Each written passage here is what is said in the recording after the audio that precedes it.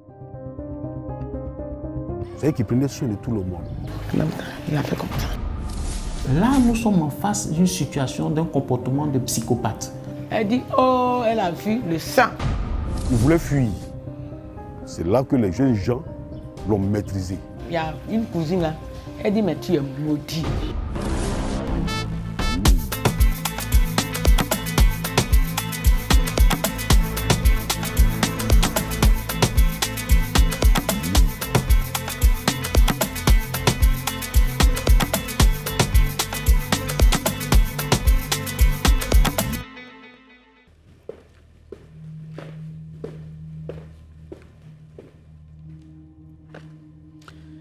L'histoire que je vous propose ce soir a bouleversé la Côte d'Ivoire.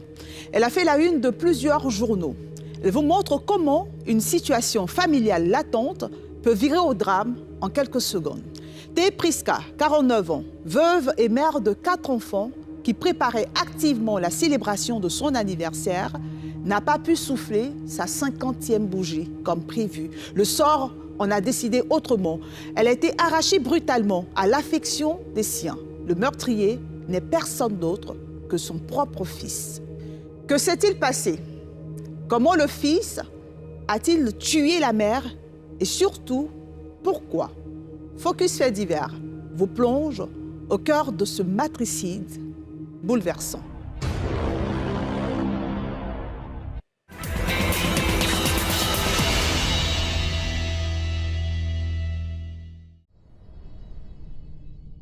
Nous sommes à Yopougon, la commune dite de la joie. Une commune appréciée par les noctambules à cause des virées nocturnes. C'est ici que vit depuis des années Thé Priska, commerçante avec ses 4 enfants. Après le décès de son mari en 2020, elle porte toute seule les charges familiales. Vendeuse de draps et autres articles, elle se bat comme toute bonne mère pour le bien-être de ses 4 enfants. 2 filles et 2 garçons. Répondant au nom de PJJ, le 3e de la fratrie est celui qui donne le plus de fil à retordre à sa mère. Depuis 2018, elle a découvert qu'il consommait de la drogue et elle n'a cessé de multiplier ses efforts pour le sauver. Thé Priska faisait tout pour qu'il s'en sorte, malgré la violence dont il ne cessait de faire preuve, parfois à son endroit. L'une des solutions de la mère consistait à lui payer des cours de mécanique dans un établissement de la place. Quand la maman passe, on parle, bon, il ne donne pas une bonne réponse, il donne une réponse violemment envers elle. Donc quand elle se coupe de lui, elle ne parle pas trop, elle ne sait pas. Oui. Moi, je vois qu'il est difficile avant. La petite famille vivait dans un autre quartier avant que le propriétaire de la maison qu'ils habitaient ne leur demande de quitter les lieux en raison des écarts de conduite de PJJ. La famille est recueillie par Thé Fidèle, sœur aînée de Priska, et son mari, Enoé Maurice. Cette famille ne connaîtra plus jamais la paix. On ne peut pas dormir. Quand il quitte dehors, il vient, ça faut mélanger tout le monde. J'ai appelé sa maman, j'ai dit, ah, vraiment, l'enfant là, ce qu'il veut là, vraiment, c'est des choses. Elle dit, maman, on fait comment? Face aux actes de violence répétés du jeune homme, la famille saisit cette fois-ci la police. C'est Enoé Maurice qui dépose plainte. Mais aucun fait ne permet d'interpeller le mis en cause. Dans la journée du lundi 16 mai 2022, PJJ va récidiver au domicile de son oncle, en sautant la clôture. Il s'en est déjà pris à une commerçante du quartier, dont il a cassé la table avec un coup de poing. Cette fois, les gendarmes vont l'interpeller. Sa mère leur demande de le mettre en garde à vue, arguant qu'elle est menacée de mort. La famille a un moment de répit et réfléchit aux moyens de sortir de cette situation difficile. Ce qu'elle ne savait pas, c'est que PJJ n'était plus entre les mains de la gendarmerie. Pour nous, il a la gendarmerie. Le même jour, il est parti, le même jour, on l'a libéré. Il a passé tout son temps, lundi, mardi, mercredi, jeudi, et puis il est venu à la maison. Il est venu vers les 17h. Ils se sont croisés sur la table, sur ma table là-bas. On dit, bon, viens quoi là, prends mon bois. Lui, il a dit, c'est quoi? Ça va, non, hein? Je vois, ça va. Il dit, oui, ça va. Quand il est rentré, il dit, maman, prends mon bois. J'ai dit, prends mon bois. Ça va, il dit oui. Aux yeux de la famille, le petit séjour en prison aurait eu des effets positifs. PJJ s'est mis à demander pardon à tout le monde, à genoux devant sa mère, et lui demande pardon pour la violence et ses écarts. Cette dernière finit par accepter. Ce n'est pas la première fois qu'il se comporte ainsi, mais cette fois, elle espère un véritable changement de sa part. Elle était loin de s'imaginer qu'elle vivait probablement ces derniers instants.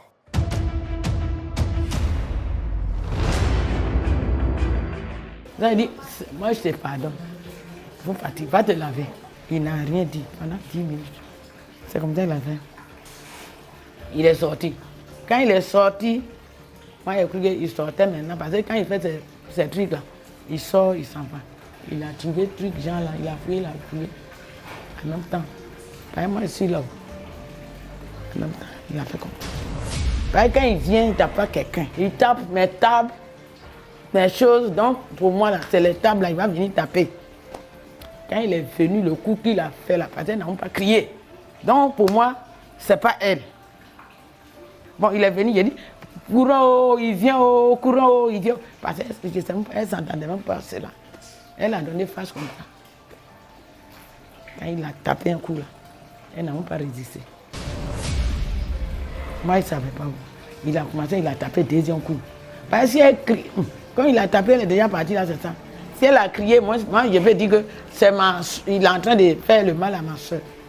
L'autre, elle a arrêté par la fenêtre, c'est elle qui a crié. Elle dit, oh, elle a vu le sang. C'est ici, il a tapé d'abord, il a tapé ici, et puis tapé, enlevé son oreille. Laissant sa mère baigner dans son sang, il jette son dévolu cette fois sur les autres membres de la famille. Il avait l'intention de leur faire payer le quart d'heure passé à la gendarmerie. En même temps, il est revenu à un truc encore, pour moi, me terminer. Quand il est passé, moi, quand il est sorti, moi, il était sorti. Je suis parti, petite soeur, ma petite soeur est morte, ma petite soeur est morte, c'est vrai. Quand il est venu, 3-4 coups là, 6 mois, puis sa mère là, je ne sais pas qui a rejeté, puis c'est tombé. La famille n'aura son salut que quelques heures plus tard, grâce au fils de Théé fidèle revenu du travail. Cette dernière lutte avec PJJ et réussit à lui arracher l'arme du crime. Le sauveur se dirige hors de la maison pour se débarrasser du pied de parasol et appeler à l'aide. Mon fils est venu, il est venu à la maison, il est arrivé à même temps, puis il a attrapé chose dans sa main. Sinon, il nous poursuivait encore pour nous taper. Donc il a attrapé, c'est ça son père dit, il faut le laisser. Il a enlevé ça dans sa main. Quand il a enlevé dans sa main, et puis il partait avec Jean, là, partait chercher taxi, en même temps il nous a suivis à la maison. Pendant ce temps, le couple trouve refuge dans sa chambre. PJJ fracasse la porte avec des coups de poing. Muni d'un couteau, il réussit à érafler la maîtresse des lieux, qui tentait de fermer la porte. Il a passé tout, il a fait coup de poing avec pied. Puis à ce moment, moi j'étais déjà arrêté avec ma chambre. C'était derrière, puis il est venu, il a cassé. Puis il a passé couteau sur la main de la dame. Face aux supplications de Enoé Maurice, PJJ, gagné par un sentiment soudain, arrête son expédition punitive et prend la fuite, non sans amocher tout sur son passage. Moi, je partais, je pleurais. J'ai vu les chaînes briller là, j'ai dit, il y a un microbe qui est venu, il a tué ma soeur à la maison. Pour qu'il vienne l'attraper. En colère, une foule réussit à neutraliser le tueur. Il évite de justesse le lynchage grâce à l'intervention rapide des agents des forces de l'ordre, appelés d'urgence par la chefferie. Les jeunes gens l'ont maîtrisée. La vieille était dans le sang. Elle était couchée dans le sang. En ce moment, il n'y avait pas de véhicule, il n'y a pas d'autre véhicule. Ils sont de l'électricité, ils ont mis la vieille pour aller à la maternité de Kouté, qui était tout juste à côté. Malheureusement, là-bas, ils ont dit que non, on ne peut pas le recevoir parce qu'elle a trop perdu de sang. Il fallait vraiment l'évacuer au CHU de Yopougon. Et c'est... pendant tout le temps qu'on est en train de gesticuler, la vie était déjà morte. Maintenant, les gens pensaient que bon, on pouvait faire quelque chose. Les policiers étaient déjà arrivés. Ils ont déjà maîtrisé le jeune homme. Le lendemain, la police ramène le tueur sur les lieux du crime pour une reconstitution. Sans l'ombre d'une hésitation, il reconnaît les faits. Sa réaction sera ravageuse lorsqu'une de ses tantes professe des paroles de malédiction à son endroit. Quand il sortait, c'est ça, il y a une cousine là, elle dit, mais tu es maudit. Elle dit, c'est maudit, il dit, c'est maudit que vous parlez. Mon retour là, devant tout le monde. La famille a peur, Mais sa douleur est plus grande. La célébration des 50 ans de la mère, Thé Priska, s'est transformée en des funérailles. Le blanc et le rouge étaient des couleurs du dressing code de la défunte. Pour lui rendre hommage, ces couleurs sont gardées pour ses obsèques. Douloureux pour ses proches de parler d'elle au passé. Quand elle venait chez moi, elle est petite comme ça. C'est chez moi, elle allait tout ça. C'est fait, c'est comme si tout ça là, avec ses amis, tout ça chez moi. C'est une dame que je connais très bien. Nous sommes voisins.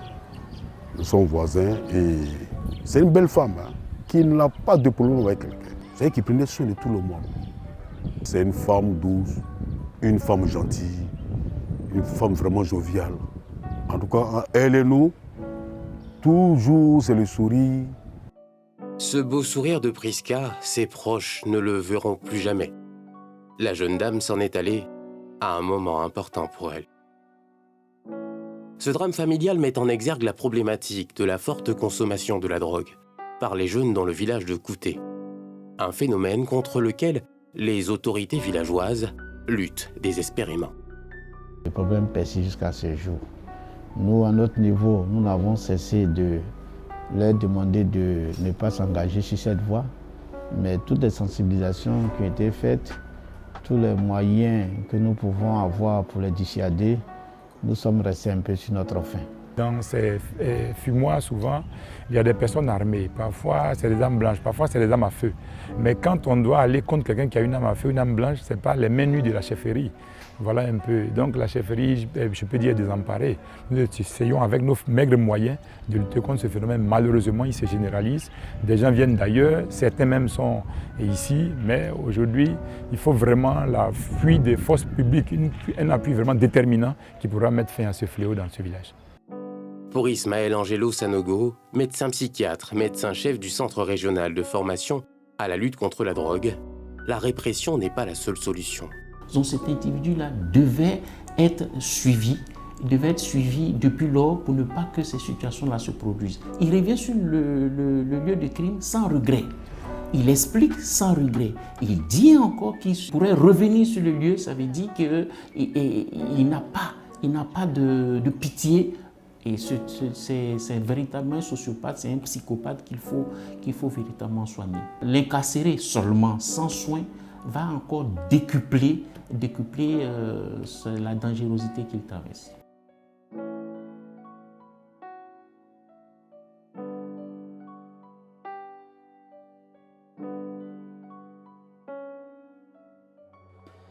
Depuis le jour du drame, PJJ est détenu à la maison d'arrêt et de correction d'Abidjan. Il attend son procès. Selon les sources judiciaires, il risque 10 à 20 ans de prison ou la perpétuité.